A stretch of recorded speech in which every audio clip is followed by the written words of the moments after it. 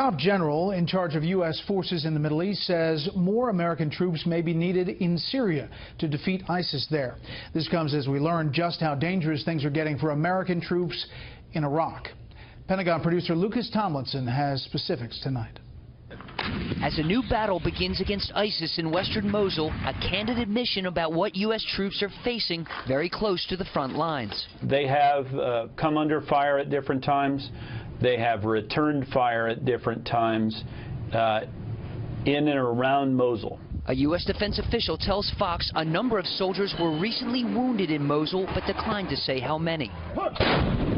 Soldiers from the 101st Airborne Division have been supporting the 4-month-old offensive against Mosul much closer to the fight, after fighting ISIS mostly from the air for more than 2 years. Ahead of President Trump's 30-day deadline for a new plan to defeat ISIS, the top U.S. commander for the Middle East told reporters traveling with him more American forces may be needed next door in Syria to finish off ISIS inside their headquarters in Raqqa. Quote, "We might bring potentially more of our assets to bear if we need to, as opposed to relying on our partners. There could be other forces that we potentially bring in to do this."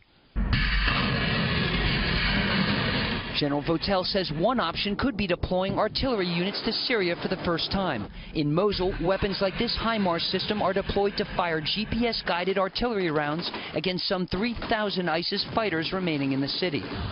B-52 bombers, Apache gunships, and other fixed-wing jets currently being used in the Mosul fight could also be used to ramp up operations in Raqqa. Patrolling the eastern Mediterranean, USS George H.W. Bush has conducted nearly 150 strike missions against ISIS in Syria since arriving earlier this month. U.S. officials in Baghdad, those leading the fight against ISIS, have already submitted their request to the Pentagon ahead of next week's deadline. We've provided our input to General Votel. And General Votel, my understanding, has provided those to the chain of command. So at this point, where we are with that is we're awaiting decisions. President Trump will address the nation in a joint session of Congress on Tuesday. It could be his first opportunity to lay out his plans to defeat ISIS and fulfill his campaign pledge. Brett?